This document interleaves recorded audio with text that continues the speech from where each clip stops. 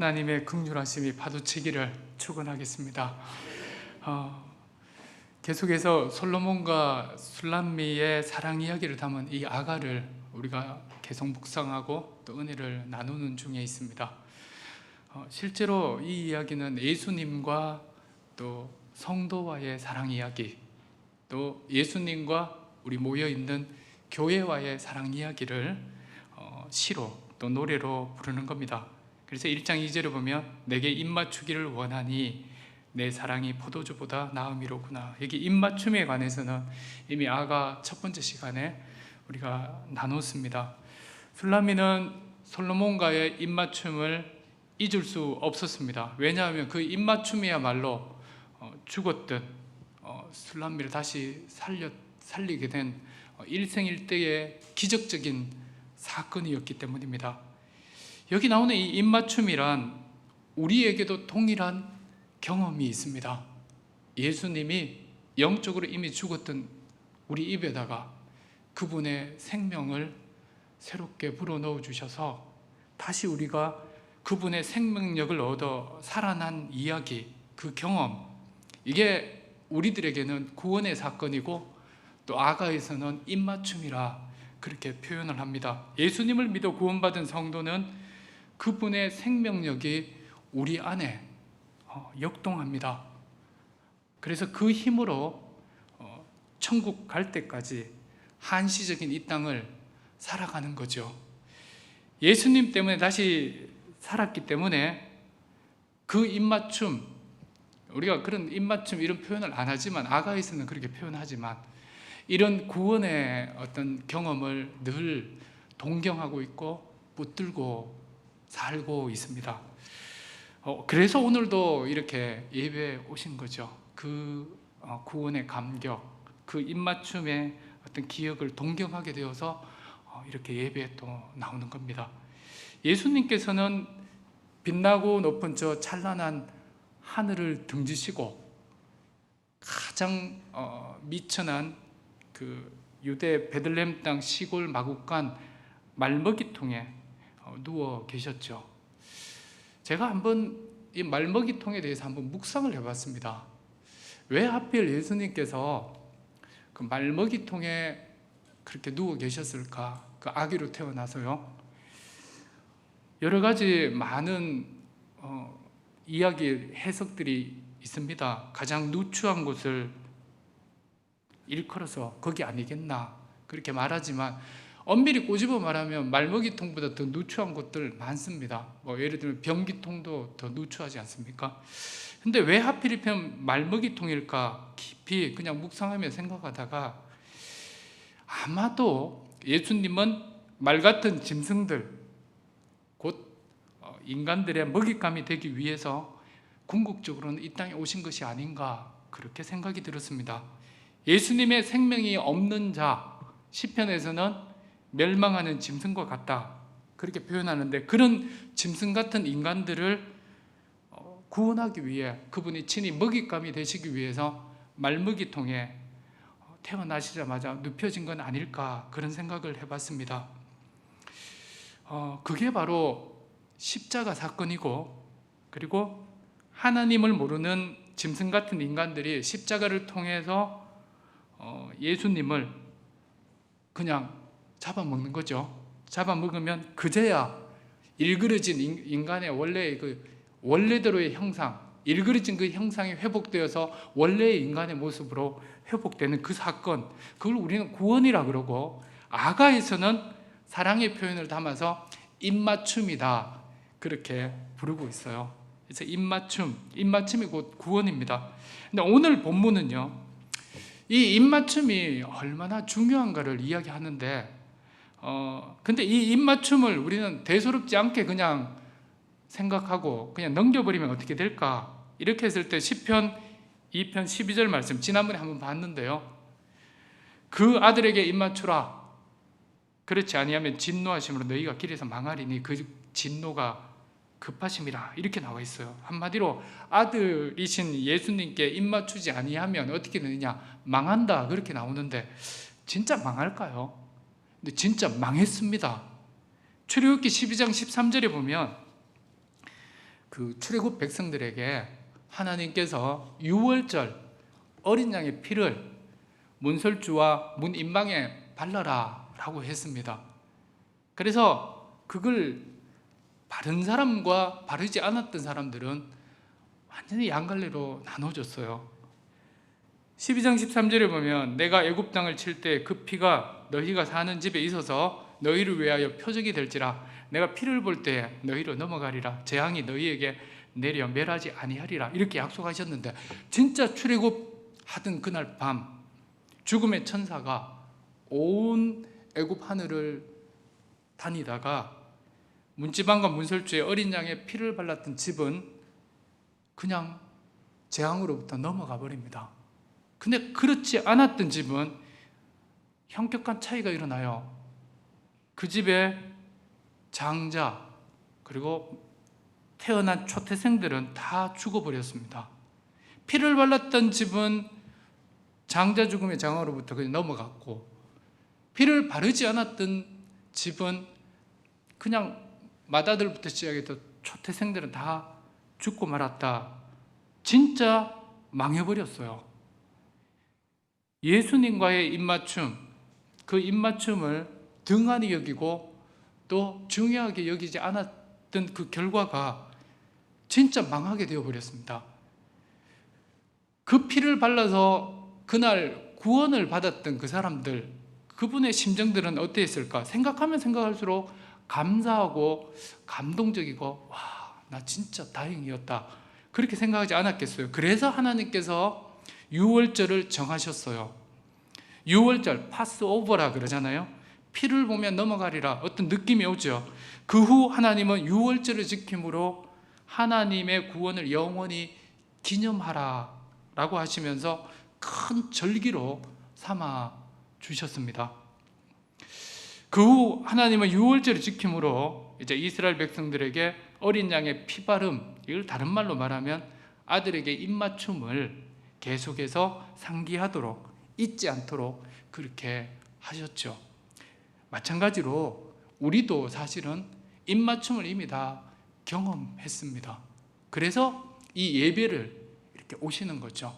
와서 예배 와서 하나님이 나 같은 자를 정말 구원해 주셔서 이렇게 살려주셨다라는 그 감동, 그 감격을 이어나가도록 하기 위해서 이렇게 예배를 드리는 겁니다. 술람미 역시 솔로몬의 입맞춤으로 살았기 때문에 끊임없이 그 입맞춤을 동경하는 겁니다. 그것 때문에 그냥 솔로몬을 계속 끊임없이 동경하고 사모하고 따라가는 거죠. 마치 이스라엘 백성들이 유월절을 지킴으로 죽음의 재앙에서 벗어난 것을 기념했듯이 그 구원의 간격을 계속해서 이어나가는 하나의 중요한 단서가 입맞춤이다. 여기까지 지난주에 설명을 했고요. 이제 오늘 읽은 이 본문은 좀 다릅니다. 7절인데요. 이 본문 말씀은요, 이런 술람미가 이 솔로몬을 동경하다가 갑자기 솔로몬이요, 일시적인 잠수를 탑니다. 그냥 갑자기 솔로몬이 떠나버려요. 그래서 술람미가 솔로몬을 그리워하며 찾아 나서는 모습이 오늘 본문 7절입니다. 7절 한번 다 같이 한번 읽어보시겠습니다. 한번 읽을게요. 시작. 내 마음으로 사랑하는 자야, 내가 양치는 곳과 정오에 쉬게 하는 곳을 내게 말하라. 내가 내 친구의 양떼 곁에서 어찌 얼굴을 가린 자 같이 되랴. 이런 말씀입니다. 근데 이 말씀이 술람미가 지금 하는 이야기거든요. 세 번역으로 보면 이렇습니다. 제가 읽어드릴게요. 사랑하는 그대여, 나에게 말하여 주세요. 임은 어디에서 양떼를 치고 있습니까? 대낮에는 어디에서 양떼를 쉬게 합니까? 양떼를 치는 임의 동무들을 따라다니며 임이 있는 곳을 물으며 헤매란 말입니까? 이 내용이 바로 술람미가 잠시 그냥 솔로몬이 사라져 버린 거예요. 의도적으로 사라져 버린 겁니다. 그래서 찾아가겠다, 그리고 찾아서 지금 헤매고 다니는 그런 모습을 이야기하고 있어요. 그러니까 뭐 우리가 드라마나 영화에서 나오듯이 나 잡아봐라 그러면서 앞에 다 보이는데 쫓아가는 그런 형국이 아니고요. 지금 의도적으로 솔로몬이 숨어버렸습니다. 사라진 거예요.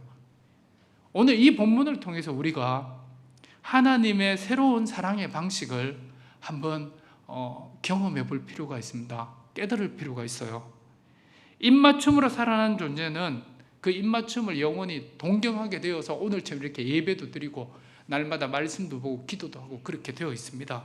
그런데 그렇게 입맞춤을 경험한 이 대상이 갑자기 사라질 때가 있어요. 의도적으로 보이지 않을 때가 있습니다. 응답이 없을 때가 있습니다.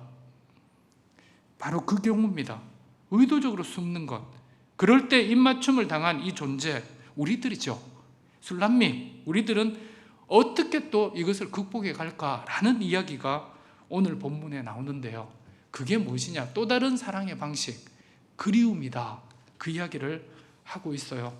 입맞춤으로 살아난 존재는 자신을 살려준 그 대상이 잠시간 사라진다고 해서 결코 그 사랑을 쉽게 포기하지 않게 되어 있다라는 것을 이 7절이 이야기해주고 있습니다. 만일에 그 군입대한 그 애인을 기다리다가 왜 고무신을 거꾸로 신는 경우들이 있지 않습니까?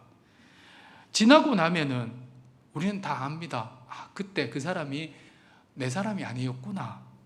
그리고 고무신을 거꾸로 신는 것 보니 진짜 내 사랑이 아니구나 라는 걸 다 압니다. 자기 사람이라면 오히려 그리움이라는 방식으로 더욱 간절히 그 사랑을 기다려주고 아니면 찾아 나서고 이렇게 해서 또 내 사람이 될 수도 있습니다. 하나님의 이 의도적인 숨김이라는 이런 현상, 우리가 신앙생활 하면은 이런 현상을 맞닥뜨리게 되어 있어요. 그렇게 기도하는데 하나님이 아무 응답이 없든지, 아니면 그렇게 하나님을 찾고 찾는데도 여전히 하나님 너무 조용하시다든지, 이런 의도적인 이런 숨김의 어떤 현상 속에 양갈래의 갈림길이 딱 갈라집니다. 하나는 그리움이고 다른 하나는 외로움입니다. 그리움 아니면 외로움인데요, 만일 여기서 외로움을 딱 선택해버리면 어떻게 되느냐? 그냥 냉랭해지죠. 그 하나님의 그 사랑이 그냥 냉랭해지면서 결국 사랑을 내려놓게 됩니다. 마치 군입대한 사랑하는 사람, 사랑했던 그 사람을 그냥 잊어버리고 고무신을 거꾸로 신듯 그냥 내 사람이 아니구나 하면서 내려놓죠. 근데 그리움은 달라요. 그리움을 선택하면 이 그리움은 사랑의 불길을 더 강렬하게 일으켜요. 그리고 결국은 사랑을 완성합니다. 이 두 가지가 있어요. 하나님은 우리와의 관계에 있어서 때때로는 의도적으로 숨으실 때가 있습니다. 이 숨으심도 사랑의 또 다른 방식인데요, 여기서 성도에게 두 가지 길이 있습니다. 하나는 그리움이고 다른 하나는 외로움이에요. 이 둘 간에 어떤 저울질이 있습니다. 근데 무엇을 추구하느냐에 따라 사랑이 완성될 수도 있고 아니면 사랑마저도 포기될 수도 있다라는 이야기를 하고 있어요. 제가 하나의 실례를 해볼게요. 그리움이란 거, 제 아버지는 전형적인 경상도 사나이였습니다. 근데 지금 돌아가셨는데요, 경상도 남자들 꽤 무뚝뚝합니다. 굳이 뭐 누구를 예를 들지 않아도 대략 아시죠? 그 분위기.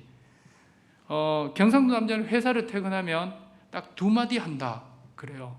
밥도 자자, 이 두 마디. 근데 한 달에 한 번은 한 마디 더 한대요. 밥도 자자. 그러다가 관리비 냈나, 이 한마디를 더 한다고 했습니다. 어느 책에 보니까 그렇게 나와 있었어요. 그런 남자들 중에도 제 아버지는 더더욱 말씀이 거의 없는 축에 끼셨습니다. 근데 그런 아버지가 전혀 새로운 면모를 보인 적이 있었어요. 제가 초등학교 때였는데 아주 오래전이죠. 옛날에 그 벌구숭이 산들이 많이 있었습니다.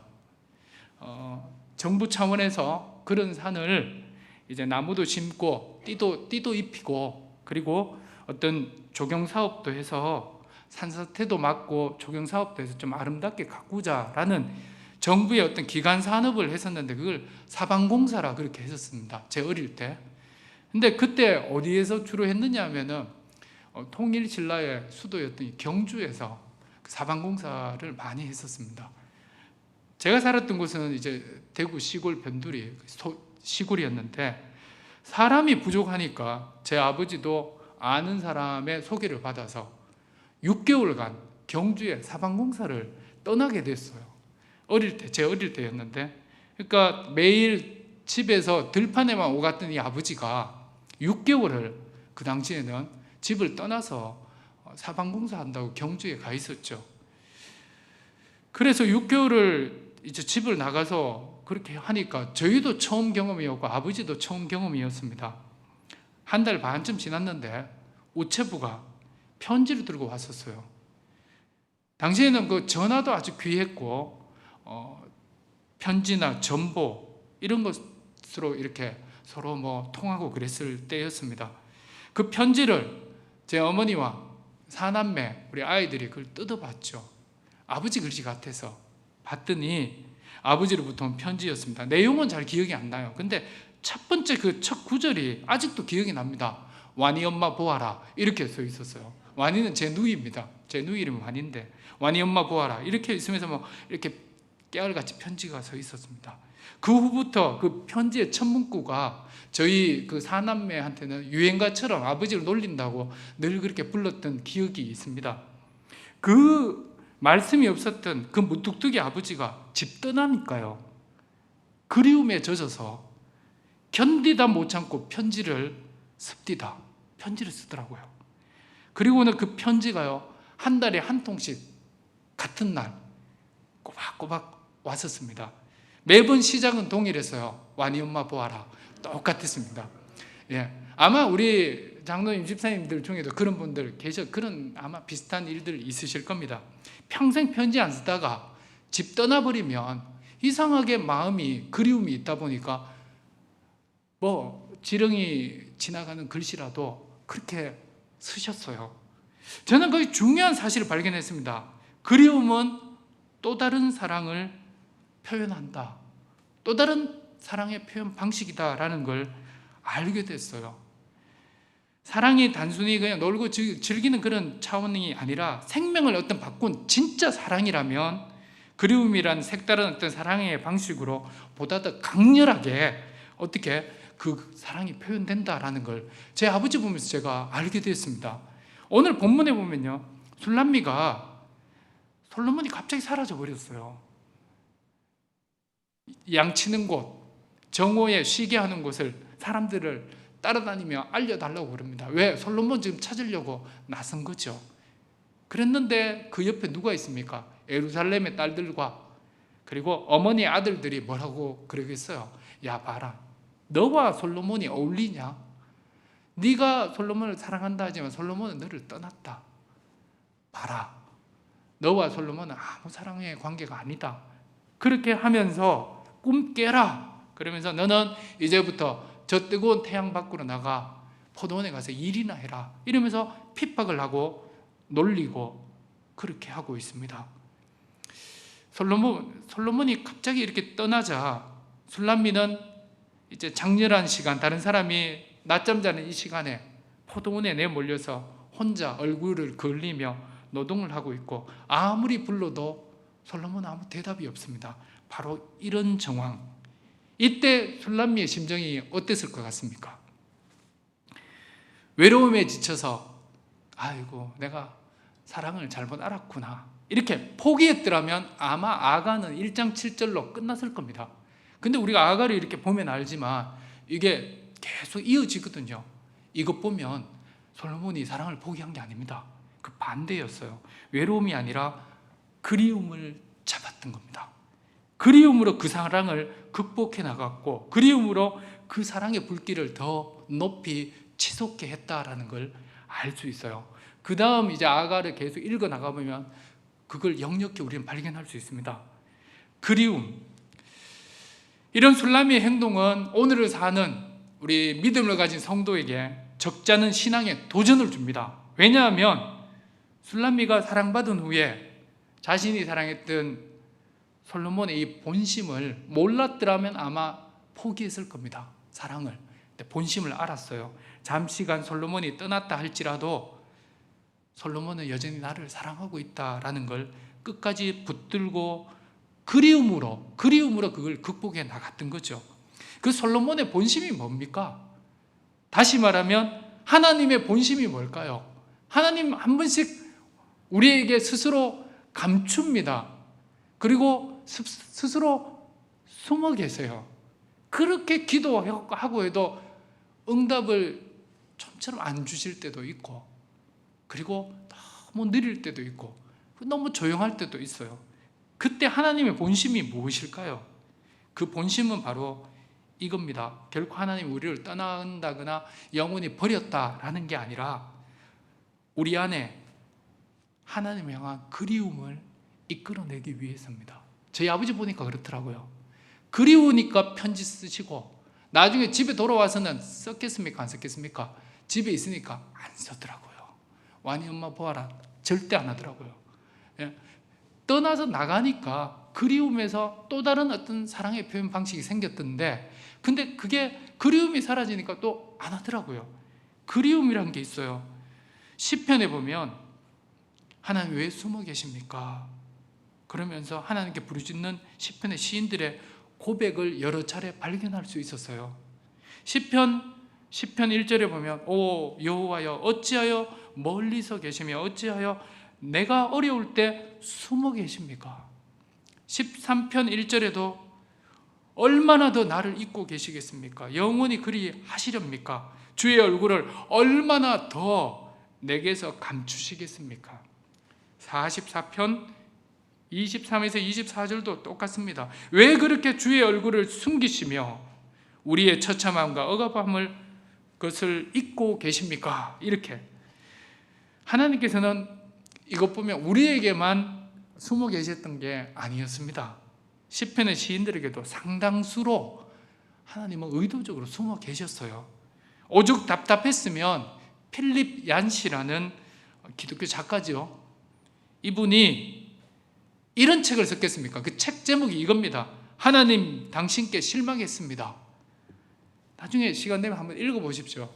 근데 이 책 안에 이런 말이 있습니다. 하나님께 실망하지 않은 사람은 무신론자다 라는 문장이 나와요. 좀 역설적인 문장입니다. 하나님께 실망하지 않는다는 것은 왜 실망하지 않느냐? 그분에 대해 아무것도 기대하지 않기 때문입니다. 아무것도 구하지도 않고 기대도 하지 않기 때문에 실망할 일도 없는 거죠. 그래서 무신론자다 이런 말을 한 겁니다. 그런데 이미 사랑받았고 지금도 사랑하니까 뭐 한다고요? 실망도 할 수 있는 겁니다. 우리가 왜 지금 다 표정들이 나는 절대 실망 안 했는데 이런 표정이신데, 신앙생활 하면요, 하면 할수록 하나님을 사랑할 때도 있지만 때때로는 하나님에 대해 실망할 때도 있습니다. 그런데 그 실망이 나쁜 게 아니에요. 기대가 크고 구하는 게 많고 그리고 하나님을 더 가까이 사랑하다 보니까 어때요? 실망도 커집니다. 실망도 커지는 거예요. 실망할 수도 있는 거예요. 이런 관점에서 필립 얀시는 그렇게 표현했습니다. 왜 실망하느냐? 입맞춤으로 사랑해 준 그 대상이 일시적으로 사라짐으로 인해 내 안에 뭐가 더 일어나느냐? 그리움이 더 강렬하게 일어나기 때문에 실망이란 어떤 역설적인 표현을 쓰는 거죠. 그렇게 그리움에 젖어 고백한 내용이 시편의 일부의 기도고, 그 그리움에 그게 달하니까 하나님 당신께 실망했습니다 라는 반어적인 표현으로 이렇게 하는데, 실제적 의미는 뭐겠습니까? 저희 아버지 표현은 완이 엄마 보아라, 그게 최선의 그거였고, 이 필립 얀시의 이야기는 이겁니다. 하나님 당신이 너무 보고 싶고 그립고 여전히 사랑합니다 라는 반어적 표현이 하나님 당신께 실망했습니다, 이런 이야기였어요. 교회 여러분, 우리의 신앙 여정 속에 어느 시점이 되면 하나님께서 의도적으로 숨으실 때가 있었다라는 걸 아마 경험하셨을 겁니다. 저에게도 마찬가지였고 우리 모두에게. 기독교 영성학자들은 그때를 일컬어 고유한 어떤 명칭을 붙여요. 그걸 어두운 밤이라는 표현을 씁니다. Dark night, 어두운 밤. 이게 하나의 고유한 용어입니다. 기독교 영성 용어예요. 어두운 밤이 있더라는 겁니다. 칠흑같이 어두운 밤이 드리워지니까 잠시간 하나님이 안 계신 건 아닌데 하나님이 그 어둠에 묻혀 보이지 않더라는 거죠. 근데 영원히 그렇게 계시지는 않더라는 겁니다. 한 번씩 하나님은 깊이 숨어 계실 때가 있더라라는 거예요. 사실 그런 때가 한 번씩이면 좋은데 너무 많은 게 문제죠. 때때로는 하나님 우리 바람대로 구할 때마다 하나님 즉각 나타나셔서 해결해 주시고 이러면 참 좋은데 그럴 때도 있었어요. 근데 때때로 신앙생활을 하고 신앙의 연륜이 때때로 성숙해지고 깊어질 때면 한 번씩 하나님은 의도적으로 자신을 감출 때가 있습니다. 그럴 때 우리가 어떻게 이걸 극복해야 되겠느냐 했을 때 오늘 아가 1장 7절은 외로움이 아니라 그때는 뭐라고요? 그리움이다. 그리움 붙잡으면 어떻게 되느냐? 내 안에 입맞춤에 그 사랑의 그 감동이 강렬하게 불같이 일어나서 저희 아버지는 그렇게 편지를 썼고 그리고 또 다른 방식으로 하나님을 표현하더라는 겁니다. 그래서 더 기도하게 되고 더 하나님을 애절하게 찾게 되더라. 그 이야기를 오늘 하고 있습니다. 때때로 하나님의 숨어 계실 때가 생각보다 길 때도 있어요. 영국 땅에 그 저명한 기독교 문학가로 알려진 C.S. 루이스 다 아실 겁니다. 우리가 대다수 이제 기독교 책들 읽을 때 기독교 작가들이 대다수 한 80%는 이분의 책의 내용을 인용합니다. 그만큼 유명해요. 변증가고 기독교 문학가인데요. 이분이 늦깎이에 결혼을 했어요. 나이 많이 들어서. 근데 결혼한 그 대상이 누구냐면 그 여자가 불치병을 가진 여성이었고 그 여성이 불치병이 있는 줄 알고 결혼을 했어요. 그리고는 C.S. 루이스는 결혼하고 자기 아내를 위해서 하나님께 아내의 병을 고쳐달라고 간절히 늘 그렇게 기도를 했었습니다. 그렇게 기도를 했는데 안타깝게도 하나님은 끝내 그의 소원을 들어주지 않았습니다. 그때 C.S. 루이스도 시험에 잠시 들었습니다. 그 책 보면 왜? 자신에게 숨어 계신 하나님께 크게 실망했기 때문입니다. 그때 한탄함에 쓴 책이 있는데 그 책 제목이 헤아려 본 슬픔이라는 책입니다. 이 책에 보면은 하나님은 우리가 번성할 때는 우리를 사령관처럼 다스리다가 하나님의 도움이 필요할 때는 그저 왜 그렇게 인색하십니까? 이런 문장이 나와요. 좀 공감되지 않습니까? 우리가 좀 오히려 일 잘 될 때는 하나님이 막 사령관처럼 앞서서 막 하시던 것 같다가 실제로 내가 진짜 절실하게 도움이 좀 필요한데 그때는 하나님이 좀 인색해 보이는 어떤 그런 느낌, 바로 요때가 있더라는 겁니다. 하나님 의도적으로 숨을 때가 있더라는 거예요. 이런 기독교 대작가도 우리와 반응이 비슷합니다. 크게 실망할 때도 있어요. 대신에 이런 대가들은 그냥 하나님 실망해서 이렇게 표현 안 하고 문학 작품을 써서 자신의 어떤 신경을 문학적으로 표현을 했을 뿐이지 실상은 별반 다를 바가 없다는 겁니다. 이게 그리움의 또 다른 어떤 표현입니다. 하나님은 우리가 이렇게 실망하는 것을 알면서도 왜 한 번씩 그렇게 꼭꼭 숨어 계실까요? 그 이유는 오늘 아가에서 설명하듯 우리 안에 하나님을 향한 어떤 애절한 그리움을 끄집어내기 위해서입니다. 애절한 그리움. 애절한 그리움은 결국 무뚝뚝한 경상도 남자에게 편지를 쓰게 만들어요. 그거는 기적적인 일입니다. 여러분, 남자가 어떻게 편지를 쓰겠어요? 근데 그 애절한 그리움이 그렇게 기적적인 일을 만들어내듯이 우리에게도 하나님은 가끔씩 숨어 계실 때가 있는데 그때 우리 안에 하나님을 향한 입맞춤의 애절한 경험을 불같이 일으키시는데 그때 우리에게 해야 될 일이 뭐냐 하면은 그만큼 더 하나님 앞에 편지를 쓰는 거죠. 그게 뭡니까? 기도로 승화하는 겁니다. 갈급함으로, 갈망으로, 기도로 그냥 나아가는 거. 그래서 하나님은 때때로 한 번씩 숨어 계시고 우리 안에 그리움에 사무치게 만드는 겁니다. 그리움에 사무치게 만드는 거예요.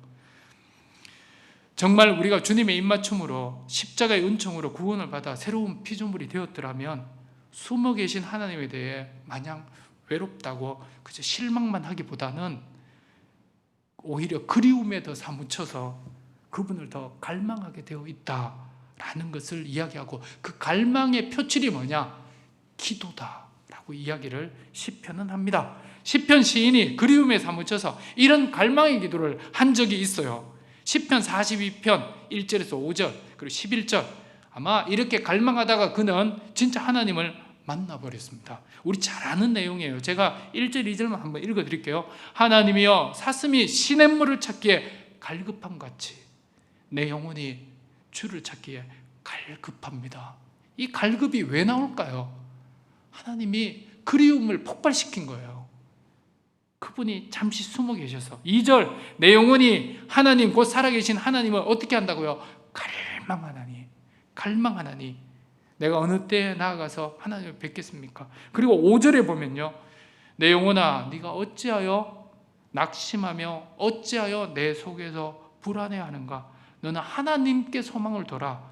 그가 나타나 도우심으로 말미암아 여전히 찬송한다. 11절 똑같아요. 그가 나타나 도우심으로 말미암아 여전히 찬송한다. 결국 나타나신 겁니다. 하나님이 결국 나타나시는데 왜 숨느냐? 우리 안에 그리움을 일으키기 위해서. 그 그리움 때문에 우리는 어떻게 한다고요? 하나님을 더 갈망하고 더 간절히 하나님을 찾게 되어 있는데, 이런 가운데 우리 신앙이 어떻게 됩니까? 더 성숙해진다는 거죠. 왜 우리 처음에 예수 믿을 때는 뭔가 기도하면 하나님이 즉각 응답해 주셨습니다. 근데 신앙이 연륜이 깊어지고 점점 성숙해지면요, 하나님이 의도적으로 감추세요. 그리고 좀 연장하시고 때때로는 응답이 없을 때도 있습니다. 그럴 때 성숙함을 향해 나아가도록 하나님 그렇게 하는데, 그 성숙함이 뭐냐? 그리움으로 일으키는 거예요. 더 하나님을 더 갈망하도록 만드는 거. 그게 하나님의 의도입니다. 우리는 그것도 모르고 그냥 외롭다고, 하나님 날 버렸다 이렇게 생각하면서 기도를 포기해버리면 어떻게 됩니까? 신앙이 또 다운되죠. 그래서 오늘 아가에서는 술람의 여인을 통해서 우리에게 좋은 샘플을 보여줍니다. 그리움이다. 외로움이 아니고 그리움이다. 그럼 다시 일어설 수 있다. 그 이야기를 하고 있습니다. 이 시를 보면서 동일한 하나님의 부재 현상 중에 어떤 사람은 그리움을 붙들고 어떤 이는 외로움을 붙드는 경우가 있는데, 이 둘은 너무나 다르다는 거예요. 그리움을 붙드는 그 사람은 진짜 사랑하는 거예요. 사랑하면 붙드는 겁니다. 그리고 그리워하는 거예요. 그리고 갈망하게 되어 있습니다. 그리고 더 간절히 하나님을 찾게 되어 있다고요. 근데 사랑하지 아니하면 아이고 하나님 나 버렸구나 이러고 사랑을 오해하고 외로움을 붙들면은 기도하던 그 기도마저도 낙심해서 포기해 버리는 거예요. 이 두 개가 너무나 극명하게 나눠집니다. 성숙한 신앙 그리고 진정한 입맞춤을 경험한 성도는요, 잠시간의 하나님의 부재 중에 그리고 의도적인 숨김 가운데 더 간절히 하나님을 갈망하게 되어 있습니다. 아멘. 그래서 더 하나님 찾습니다. 더 편지 쓰게 되어 있고, 더 기도하게 되어 있고, 더 예배에 더 열정을 가지고 나오게 되어 있습니다. 그 결과에 대해서 이미 알고 있어요. 왜냐? 하나님의 본심을 아니까. 그 기간이 있으면 신앙은 더 성숙해진다는 걸 압니다. 사랑하지 아니하면 그리움이 생기지 않습니다, 여러분. 사랑하지 아니하면 그리움이 없어져요. 그리움이 없으면 절대 편지 쓰지 않아요. 하나님 향한 그리움이 없으면 더 이상 구하거나 기도하지 않습니다. 비록 숨어 계신 하나님으로 인해 실망할지라도 그분을 간절히 진짜 사랑한다면 결국 기도하게 되어 있고, 오늘처럼 이렇게 예배 나와 하나님을 또 부르짖습니다. 근데 그게 또 응답이 지연되거나 조용하다 할지라도 포기하지 않고 그 다음 주에 또 와서 또 기도합니다. 왜 그런 줄 아세요? 하나님 우리에게 그리움이라는 것을 통해 더 깊고 높은 사랑의 불길을 치솟게 하시고 우리의 신앙을 더욱더 성숙하게 만들어 가시는 과정이기 때문입니다. 그래서 한번 따라하세요. 실망은 할 수 있다. 그러나 그리움으로 극복할 수 있다. 아멘. 예, 신앙생활 하다가 하나님의 어떤 부재 또 긴 어떤 침묵 가운데 실망할 수 있습니다. 비난할 거 못 돼요. 사랑하기 때문에 실망합니다. 그러나 그 실망 가운데서도 하나님은 어디를 향한다고요? 외로움이 아닌 그리움을 향하게 하십니다. 그리고 더 경상도에 무뚝뚝한 그 남자가 편지 쓰듯 하나님은 우리에게 더 갈망하게 하셔서 하나님을 더 찾게 하고 더 기도하게 하고 더 사모하게 하고 끝까지 기다리게 하셔서 결국 그분의 나타나심을 통해 도우심을 통해 경험하게 하신 줄 믿습니다. 그게 우리의 신앙생활의 여정인 줄 믿습니다. 사랑하는 교회 여러분, 연어 아시죠? 연어는 귀소 본능이 있는 어류입니다. 고향을 찾는 본능이 있다는 거죠. 이 연어가요, 민물에 이렇게 산란하고 거기서 어느 정도 부화해서 자라면 대로 나갔다가 나중에 이제 죽을 때가 되면 수말리를 헤엄쳐서 또다시 민물로 또 온다는 이야기를 우리는 잘 압니다. 이 기억력이 좋아서 그럴까? 뭐 연어도 물고기인데 기억력이 얼마나 좋겠어요. 아마 물고기 IQ겠죠. 방금 낚싯대에 잡아서 놓아주면 뭐 한 5분 있다가 또다시 입질하는 거 보면 이게 물고기인데, 기억에 의해서 그런 게 아니라 연어의 이 귀소 본능을 주도하는 것은 아마 본능적인 그리움인 것 같습니다. 점점 죽을 때가 가까워지면 예전에 키워주던 그 어미의 사랑이 그리움으로 작용해서 결국 그 그리움으로 인해서 그 머나먼 그 여행을 각오하면서 고향으로 그렇게 돌아오는 게 아닐까, 그렇게 생각해 봤습니다.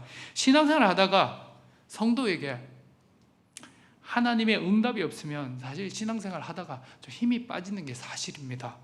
그리고 하나님이 눈에 그렇게 보이다가 갑자기 멀어지고 또 전혀 안 계신 것처럼 그렇게 느껴지면 갑갑해지기 짝이 없을 때가 있어요. 다른 사람에게는 안 그런데 꼭 나에게만 꼭 숨어 계시는 것 같이 느껴지면 외로움이 생길 때도 있습니다. 그때는 기도고 뭐고 간에 사실 다 포기하고 싶을 때가 있습니다. 목사인 저도 있고 다 그런 게 있습니다. 근데 여러분, 잠시간 하나님의 부재 앞에 하나 기억하셔야 될 게, 절대 외로움으로 승부하면 안 됩니다. 하나님은요, 어두운 밤을 허락하실지언정 그분이 거기에서 사라지지는 않습니다. 잠시 어두운 밤이라 우리가 보지 못할 뿐이지 그분은 어두운 가운데 여전히 계신 줄 믿습니다. 그래서 외롭지 않아요. 외로움으로 승부해버리면 진짜 하나님이 없어지는 겁니다. 그런데 어두운 밤이지만 하나님 분명히 거기 계세요. 그리고 그리움으로 붙잡게 되면 그 외로운 신앙 여정을 이겨나갈 수 있습니다. 마치 연어가 외로움으로 승부했더라면 그 먼 외로운 길의 항해를 포기했을 겁니다. 한낱 미물이니 연어도요, 그리움으로 승부함으로 그 먼 외로운 여정을 걷더니 성공해내지 않습니까? 잠시 숨어 계신 이 하나님은 우리 안에 그리움을 이끌어내시어서 더 큰 사랑을 완성해 가심을 믿습니다. 그거 믿으세요. 더 큰 사랑을 완성해 나가십니다. 왜 하나님은 지금 부재 중이냐? 왜 내게 좀 응답이 지연되냐? 왜 잠잠하시냐? 침묵하시냐? 그건요, 나의 신앙을 더 크게 확장시키고 깊게 해서 그리움을 일으켜서 하나님과 더 가깝게, 더 친밀하게, 더 하나님을 붙잡게 하기 위한 하나님의 의도된 계획입니다. 그래서 외로움이 아닌 그리움으로 신앙생활의 승부수를 삼으시기를 바랍니다. 주님께서 꼭꼭 숨어 계실 때면 그럴 때일수록 제 아버지처럼 그냥 편지 쓰는 거죠. 그처럼 하나님께 더 자주 아뢰고 기도하고 편지 쓰십시오. 열심히 그럴 때일수록 더 교회 나오시고요, 더욱더 적극적으로 성경책 펼치시고, 그리고 포기하지 말고 더 깊은 하나님의 열애로 그냥 한번 나아가 보십시오. 하나님 그걸 원하세요. 깜깜한 어떤 어두운 밤 속에 하나님이 안 계신 게 아닙니다.